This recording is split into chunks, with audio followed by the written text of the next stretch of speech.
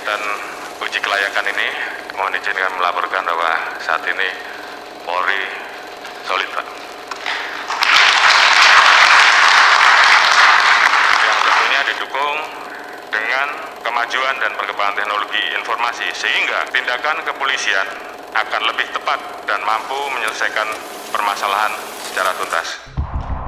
365 hari, Jenderal Polisi Dr. Andes Listio Sigit Prabowo MSI memimpin institusi Polri di tengah-tengah dinamika masyarakat yang dinamis dan fluktuasi. Tekanan demi tekanan menerpa Polri, mencoba membongkar dan menggerogoti konsep presisi yang digagas di dalam uji kelayakan dan kepatutan Kapolri di hadapan Badan Legislatif. Prediktif, responsibilitas, dan transparansi berkeadilan menjadi 3 kata variabel yang dianggap dikdaya dan antakesuma sebagai zirah dalam penanganan Harkantipnas yang masih menampilkan kekerasan dan kurangnya pengawasan dalam pelaksanaan.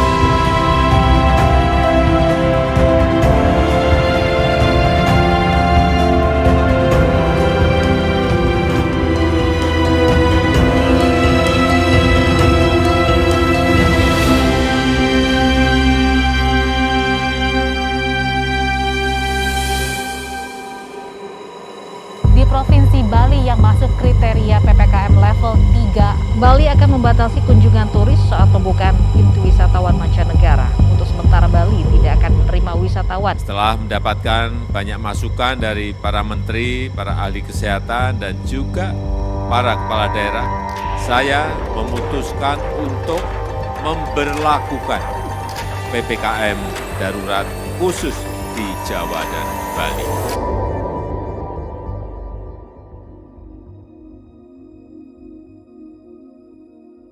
Awalnya dulu sebelum pandemi, masyarakat Bali khususnya, petani juga bagus sekali. Setelah ada pandemi ini, langsung turun drastis kehidupan masyarakat kami karena ditopang oleh pariwisata. Kalau di petaninya kurang diperhatikan dulu. Dalam hal ini, Kapolres Badung sangat membantu warga kami khususnya petani. Membina kami, pertama keamanannya. Ketertiban keamanan. Kedua langsung beliau turun, beli bibit, beli pupuk, dan langsung beliau terjun juga ikut membantu kami ke lapangan gitu, menanamnya. Penyuluh-penyuluh semuanya dihadirkan oleh beliau itu, akhirnya terpadu sekali.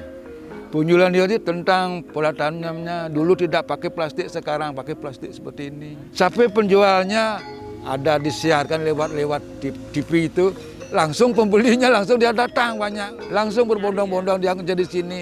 Banyak orang yang penyalur di luar sini ambil ke sini. Ada 50 kilo, ada 25 kilo. Jangankan berbicara dengan polisi, saya dekat polisi saya udah gemeter. Jujur saya bilang, apa demikian karena mohon maaf, kan beda. Aduh, ini pasti ada kejahatan, polisi datang. Kan begitu. Sekarang konteksnya beda. Konteks polisi bergaul, bergabung dengan masyarakat, mulai polisi berkebun untuk menekan hal-hal yang kita tidak inginkan. Adanya curanmor, adanya kemarin ada sapi mau diambil orang oleh orang yang tidak bertanggung jawab. Terus karena sudah tahu polisi berbaur dengan masyarakat, sehingga urung niatnya orang mengambil, padahal tali sudah dilepas. Itu yang sangat masih terbayang-bayang gimana kalau program ini nggak ada. Kalau polisi tidak berbaur dengan masyarakat, bagaimana itu masyarakat aman kalau perut udah tidak terurus? Mohon maaf, sekecil apapun masalah kami jangan hitungan jam, hitungan menit, kami sudah sampaikan. Kenapa? Polisi udah ada di samping kita, sehingga semua hal-hal yang kita tidak inginkan bisa kita minimalisir. Karena di musim pandemi pariwisata sudah tidak seperti yang dulu. Nah sekarang masyarakat beralih kembali ke pertanian. Kita pilih sekarang yang punya celah pasar. Beda prioritas sedikit tapi punya nilai ekonomi yang lebih tinggi. Itu satu edamame. Nah ini tanaman bunga, ya itu kebutuhan kami setiap hari. Untuk lauk pauknya bisa kami ambil dari sini hasilnya. Prediktif dalam presisi sendiri, prediktif kita bicara tentang bagaimana melakukan analisa, melakukan mapping jauh ke depan dengan mempertimbangkan segala aspek, terutama aspek-aspek yang dapat berpotensi terhadap munculnya kerawanan-kerawanan terjadinya tindak pidana atau kejahatan.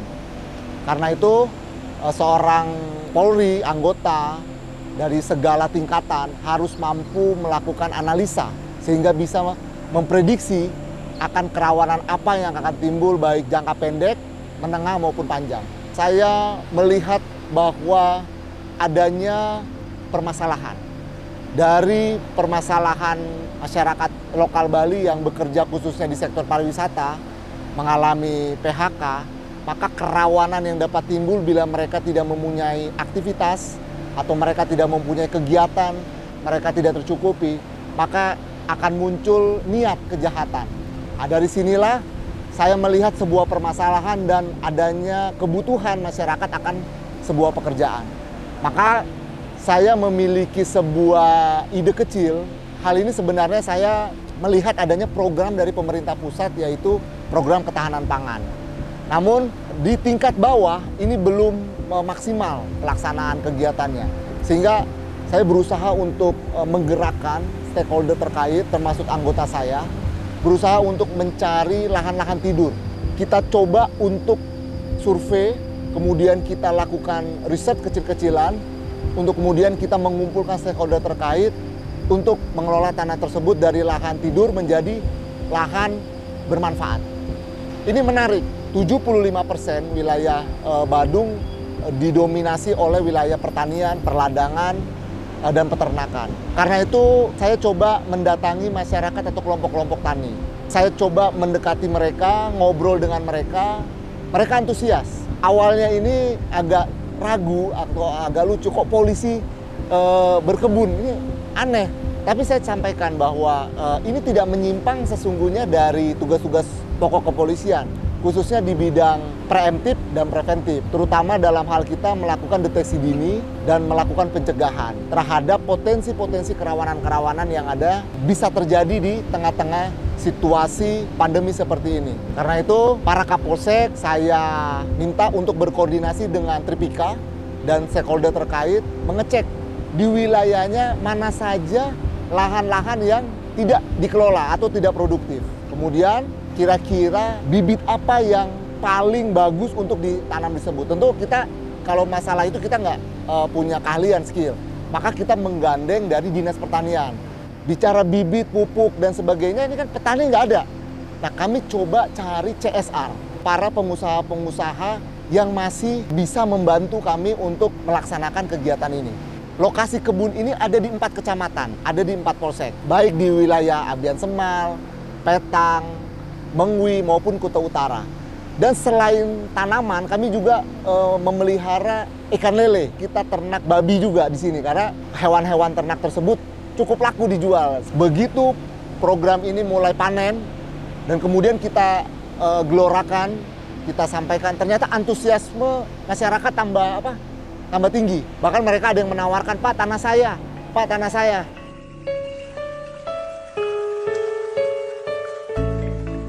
Petani diedukasi, dibantu oleh bapak-bapak dari kepolisian, ikut terjun langsung ke bawah terkait dengan bercocok tanam dan berkebun. Itu upaya untuk mempertahankan ketahanan pangan yang ada di desa kami.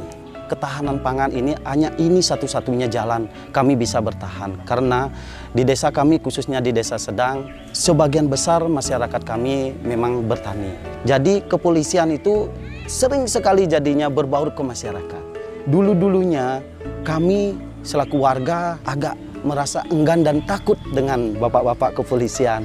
Nah, jadi dengan adanya program polisi berkebun, jadinya bapak polisi sering bergaul bersinergitas dengan kami, khususnya bapak petani. Warga itu merasa diayomi, merasa dilindungi. Nah, kerjasama yang kami lakukan selama ini kegiatan bercocok tanam. Banyak manfaat jadinya karena kami selaku warga bisa dipromosikan langsung oleh pihak kepolisian. Jadinya pemasaran kami lebih meluas seperti itu. Jadi banyak order seperti itu. Nah, justru ini yang memang betul-betul harapan kami Karena sesuai dengan instruksi juga kami selaku pimpinan di pemerintah desa, karena kami menerima dana desa ini juga sesuai dengan Perpres 104 tahun 2021, biar bisa memanfaatkan dana desa minimal 20% untuk ketahanan pangan. Jadi kami menyambut dengan baik, jadinya bisa kolaborasi, sinergitas dengan pihak kepolisian. Ini luar biasa. Saya sebelumnya sempat di pariwisata, mengelola travel. Tanah ini tadinya penuh dengan sampah dan memang sempat dijadikan tempat pembuangan sampah. Tadinya mencapai 3-4 meter tebalnya. Setelah situasi COVID, kita kehilangan pekerjaan dari Bapak Kapolres Badung beserta dengan Kapolsek Kuta Utara memilih tempat ini dijadikan sebagai perkebunan yang dikelola oleh kami masyarakat beserta dengan anggota kepolisian. Kita tanam ada terong, ada cabai, kemudian ada kangkung, sayur mayur, bahkan sampai dengan ada pepaya. Nah, ternyata bahwa yang dianggap sampah itu seperti kondisi kita sekarang ini, kita kelola sedemikian rupa, hasilnya bagus, hasilnya subur, bahkan kita tidak perlu lagi pupuk. Ini sudah 100% tanaman organik seperti ini. Dengan harapan kita dari pihak kepolisian khususnya Polres Badung ini juga bisa mengayomi kita petani untuk lebih jauh ke depan.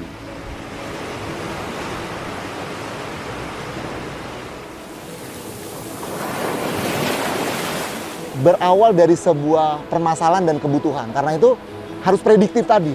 Kalau kita nggak mampu memprediksi ada permasalahan apa dan ada kebutuhan apa di masyarakat, akhirnya kadang-kadang kita salah membuat program. Nggak hanya keteladanan dan kepemimpinan itu muncul hanya dari Kapolres saja. Tapi bagaimana muncul juga dari Waka, Kabak, Kasat, Kapolsek. Sehingga mereka bisa menjadi role model juga. Kalau semuanya sudah menjadi role model, pasti anggota-anggota kita di bawah, mereka bisa mentoring secara bertahap. Karena itu saya mengharapkan kepada anggota, do something, sesuatu yang bermanfaat. Berbuat baik, berguna, paling penting dirasakan.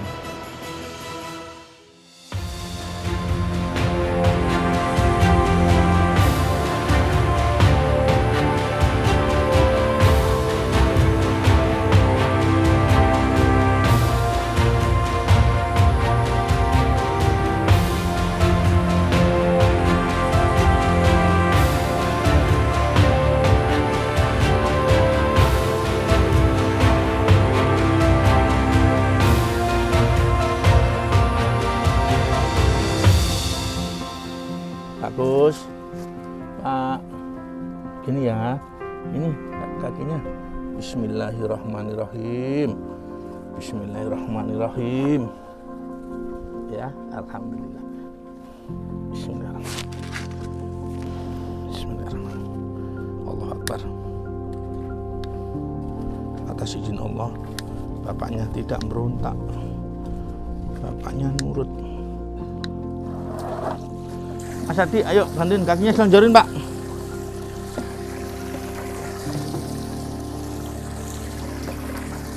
Ada air putih nggak, Pak?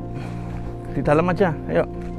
Ya, alhamdulillahirrahmanirrahim, setelah hampir 15 tahun, Pak, ya, belum dipotong rambutnya.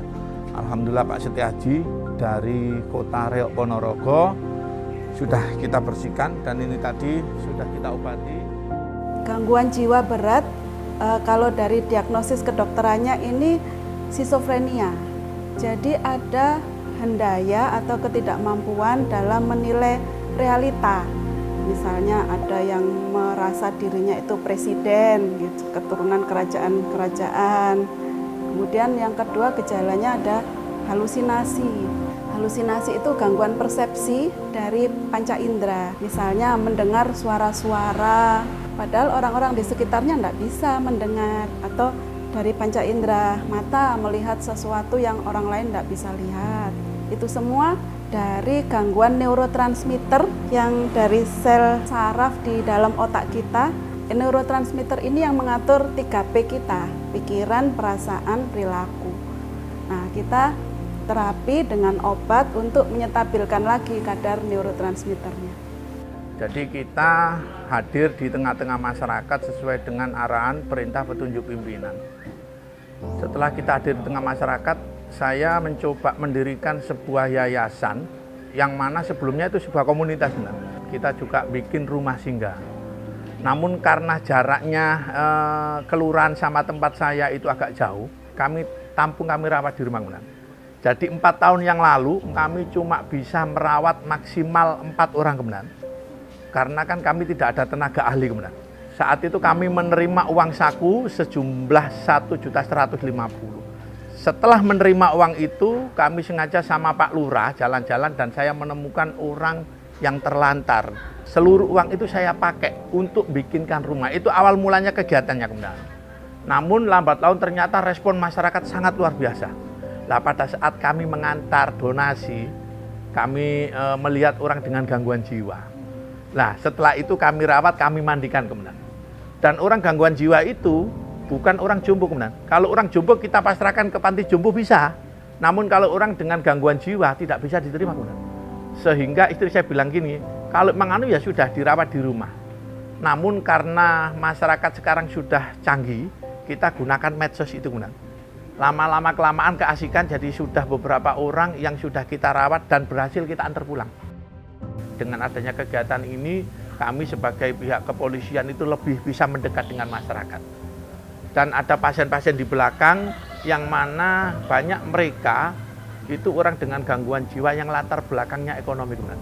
Dibawa ke rumah sakit juga jauh, tidak punya biaya, sehingga di sini kami berikan layanan tersebut secara gratis. Dan alhamdulillah banyak pasien-pasien yang sudah sembuh. Total 174 yang sudah pernah kami rawat. Sembuh total. Kami sebagai aparat kepolisian saat ini benar-benar harus merespon turun langsung benar. Jadi masyarakat ini merasa resah, ada yang telanjang, bahkan ada yang ngelempar batu. Namun kalau kita sebagai pihak kepolisian, kalau memang kita bisa membantu masyarakat, kenapa enggak benar? Dan kenapa juga harus ditunggu-tunggu? Kalau bisa kita berbuat sekarang, ya sudah kita berbuat sekarang. Dan kami mengucapkan kepada masyarakat terima kasih, benar-benar luar biasa kemudian. Hampir 5 tahun berjalan ini kami benar-benar didukung full dari masyarakat. Jadi benar-benar kami mengucapkan terima kasih. Karena kami sangat yakin bahwasannya masyarakat Indonesia itu sangat percaya dengan pihak kepolisian. Alhamdulillah kami dari hasil konten YouTube itu kami bisa menyisikan tiap bulannya 100 juta. Kita ajak mendukung kegiatan kepolisian, kita ajak bersama-sama untuk menyampaikan pesan-pesan Harkam Tipmas. Jadi benar-benar kita ini kepingin bahwasanya polisi itu benar-benar ada, nyata dan turun langsung ke lapangan kemudian. Nah, yang sudah cari duduk. Tio mana Tio? Nah, Tio habis ini mandi ya. Nah, sip, makin tambah sehat. Dengan adanya personal dari Polri ini membantu di dalam penanganan ODGJ yang masih banyak di Kabupaten Lamongan, walaupun itu mungkin juga ada dari daerah lain. Sehingga ada salah satu anggota Polri yang melibatkan diri dalam penanganan ini, maka kami ucapkan banyak terima kasih dan sangat membantu untuk dalam penanganan ODGJ di masyarakat di Kabupaten Lamongan, khususnya di Kecamatan Mutu. Rujuk anak saya yang sedang sakit di sini, kurang lebih 3 tahunan. Sudah diobatkan di Rumah Sakit Jiwa Malang, ternyata hasilnya tidak berhasil. Nah, sekarang dipindah ke rumah sakit sini, Pak Purnomo. Ternyata dalam waktu jangka 2 bulan, alhamdulillah bisa sembuh. Per hari ini pasien yang kita rawat ada 40 kemudian, yang 37 itu laki-laki, yang 3 perempuan. Kita juga siapkan ada dokter spesialis juga dari kejiwaan. Kami juga ada tim ruqyah itu berjumlah 6. Itu kita laksanakan ruqyah seminggu 2 kali kemudian. Itu hari Senin sama hari Jumat. Untuk layanan ngaji itu setiap hari setelah sholat subuh sama setelah sholat isya. Untuk medisnya kita didampingi Bu Dr. Mevi itu dari rumah sakit melaksanakan pengecekan itu 2 minggu sekali. Namun untuk perawat setiap hari ada.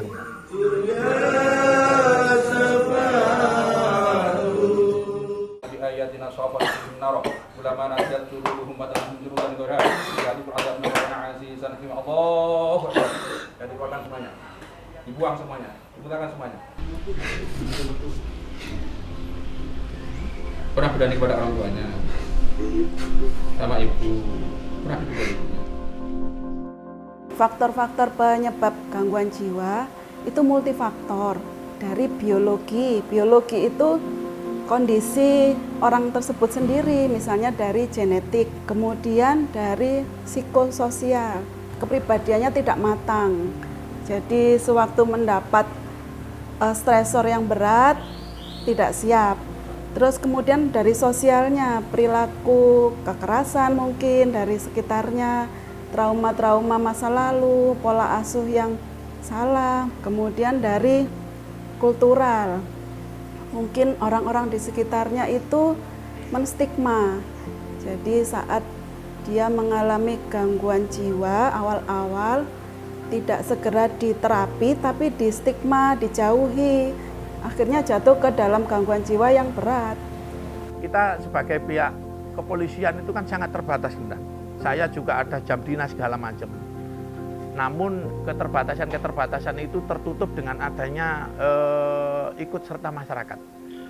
Jujur banyak masyarakat yang kesini ngasih sembako, dia juga membantu pembangunan kami juga. Ada juga mereka ngasih baju segala macam. Kadang mereka juga ngelihat kok ada sosok Pak Polisi. Menurut saya itu luar biasa ya Mas ya. Ada seorang polisi yang dimana di dalam kesibukannya, di sela-sela kesibukannya masih bisa memikirkan orang lain, punya empati besar tentang sosial humanity terhadap lingkungan sekitar, termasuk ada OGDJ yang di jalan itu dirawat, dibawa pulang, dibersihkan badannya, ganti baju, dan itu dipulangkan. Saya nggak bisa bayangkan masalahnya perawatan juga proses biaya, ini luar biasa nih gitu loh. Ada polisi yang berhati mulia. Nah, harapan saya ke depan untuk Pak Kapolri ya, khususnya langsung saya tembak ke Pak Kapolri. Tidak hanya satu Purnomo, nanti ada ribuan Purnomo yang bergerak di masyarakat, karena polisi merupakan satu penegak hukum di Indonesia yang terdepan, bisa bergaul, bisa bermasyarakat lebih luas lagi, peka terhadap sosial itu yang seperti dilakukan Aibda Purnomo untuk saat ini.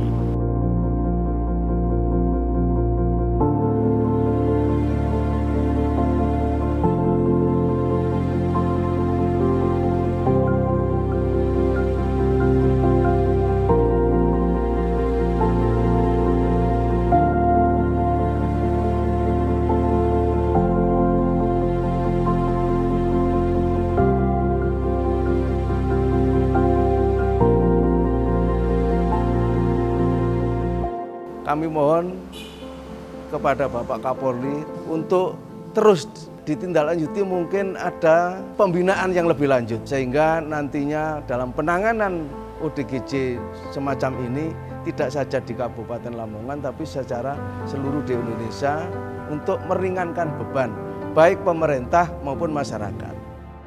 Saya sangat mengagumi ya sosok Pak Purnomo itu. ODGJ ini tidak sendiri, ada orang-orang yang masih peduli dengan mereka. Jadi kepercayaan diri ODGJ semakin meningkat. Insya Allah Pak Purnomo ini semakin berkembang ya, karena kepedulian beliau, perbuatan baik beliau ini menginspirasi semua orang mengikuti jejak beliau. Saya berharap ada rumah singgah yang lebih besar untuk menampung lebih besar OGDJ, dan itu bisa dimiliki empati semua pihak, bisa berkontribusi atau berpartisipasi ke sosial seperti yang dilakukan Aibda Purnomo. Semoga menginspirasi banyak orang, terutama di lingkungan keluarga besar Polisi Indonesia. Kami mengaturkan banyak terima kasih kepada Bapak Kapolri semuanya, jajaran beliau ke bawah ke atas. Kami petani sangat mendukung apa program-program beliau. Ini kami harapkan selaku masyarakat petani, program ini bisa berkesinambungan. Pariwisata dengan pertanian, mari kita melangkah bersama-sama. Dulu pariwisata bagus, pertanian di nomor 2 setelah pariwisata. Nah sekarang jangan seperti itu lagi, berjalan bersama-sama. Dan besar harapan kami ini agar kegiatan-kegiatan ketahanan pangan seperti ini bisa berkelanjutan seperti itu.